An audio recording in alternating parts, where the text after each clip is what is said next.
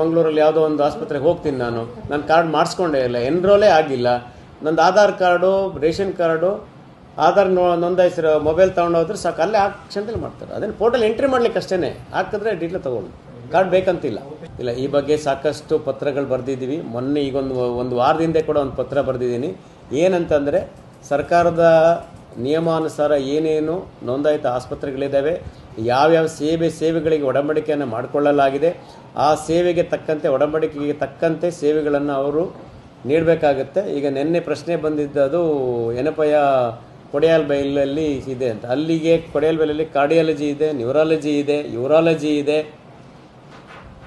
ಇಷ್ಟು ಇನ್ನೊಂದು ಫೆಸಿಲಿಟಿ ಉಂಟು. ಅಷ್ಟು ಫೆಸಿಲಿಟಿ ಕೊಡಿಯಾಲ್ಬೈಲ್. ಇನ್ನು ಎನಪಯ ದೇರಲ್ಕಟ್ಟೆಯಲ್ಲಿ 14 ವಿವಿಧ ವಿಭಾಗಗಳಲ್ಲಿ, ವೈದ್ಯಕೀಯ ವಿಭಾಗಗಳಲ್ಲಿ ಸೇವೆ ತಗೋಬಹುದು.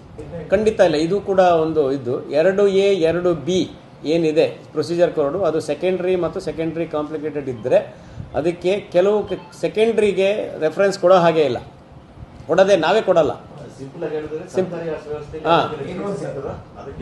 ರೆಫರೆನ್ಸ್ ಕೊಡಲ್ಲ ಸೆಕೆಂಡ್ರಿ. ಅದು ಟರ್ಷರಿಗೆ ಕೆಲವಕ್ಕೆ ಕೊಡಬೇಕಾಗತ್ತೆ. ಈ ಕ್ಯಾನ್ಸರ್ ಟ್ರೀಟ್ಮೆಂಟ್ ಇರೋ ಅಂಥದ್ದಕ್ಕೆ ಕೊಡ್ತೀವಿ.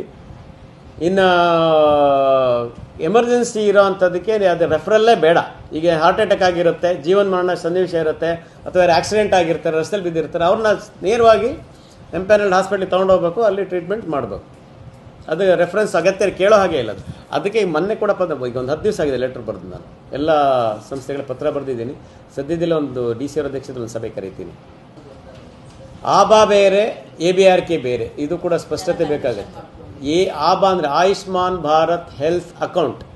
ಇದು ಆಬಾ ಕಾರ್ಡ್ ಅಂತಂದರೆ ಪ್ರತಿಯೊಬ್ಬ ಭಾರತೀಯ ನಾಗರಿಕನು ಕೂಡ ಒಂದು ಹೆಲ್ತ್ ಅಕೌಂಟ್ ಮಾಡಬೇಕು ಅನ್ನೋ ದೃಷ್ಟಿಯಿಂದ ಮಾಡಿರೋ ಅಂಥದ್ದು. ಇದು ಯಾಕೆ ಮಾಡಿದ್ದಾರೆ ಅಂತಂದರೆ, ಈಗ ನಾನು ನನ್ನ ಒಂದು ವೈಯಕ್ತಿಕ ಆರೋಗ್ಯ ಖಾತೆ ಇದೆ, health account.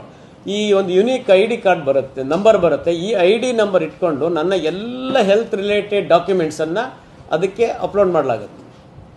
Ayushman Bharat digital mission ಅಂತಿದೆ, ABM ಅಂತ. ಅದರಲ್ಲಿ ಇದೊಂದು ಪಾರ್ಟ್. ಏನು ಮಾಡ್ತಾರೆ ಅಂದರೆ, ಈಗ ನಾನೇನು ಅಡ್ಮಿಟ್ ಆಗಿರ್ತೀನಿ, ನಂದು ಎಲ್ಲ ಡಾಕ್ಯುಮೆಂಟ್ಸ್ ಇರೋದು, ಡಾಕ್ಯುಮೆಂಟ್ಸ್ ಏನು ಮಾಡ್ತೀವಿ, ಇದಕ್ಕೆ ಲಿಂಕ್ ಇದಕ್ಕೆ ಅಪ್ಲೋಡ್ ಮಾಡ್ತೀವಿ. ಇವತ್ತು ಒಂದು ಆಸ್ಪತ್ರೆ ಟ್ರೀಟ್ಮೆಂಟ್ ತೊಗೊಂಡಿರ್ತೀನಿ, ಇನ್ನೊಂದು ವರ್ಷ ಕಳೆದಲ್ಲಿ ಮತ್ತೆ ಇನ್ನೆಲ್ಲ ಹೋಗಿ ಅಡ್ಮಿಟ್ ಆಗ್ತೀನಿ ನಾನು. ಆವಾಗ ನನಗೆ ಹಿಂದಿನ ವಿವರಗಳು ಗೊತ್ತಿರೋದಿಲ್ಲ ಅಲ್ಲಿ ಆಸ್ಪತ್ರೆಯವ್ರಿಗೆ. ಈ ಆಬಾ ಅಕೌಂಟನ್ನು ಅಲ್ಲಿ ಹೊಡೆದ ಕೂಡಲೇ ನನ್ನ ಇಡೀ ಇದು ಡಿಸ್ಪ್ಲೇ ಆಗುತ್ತೆ. ಸೊ ಅದಕ್ಕೋಸ್ಕರ ಪ್ರತಿಯೊಬ್ಬರು ಆಬಾ ಕಾರ್ಡನ್ನು ಮಾಡಿಸ್ಕೊಳ್ಳೋ ಅಂಥದ್ದು, ಅದನ್ನ ನಂಬರ್ ಜ್ಞಾಪಕ ಇಟ್ಕೊಳ್ಳೋದು ಭಾಳ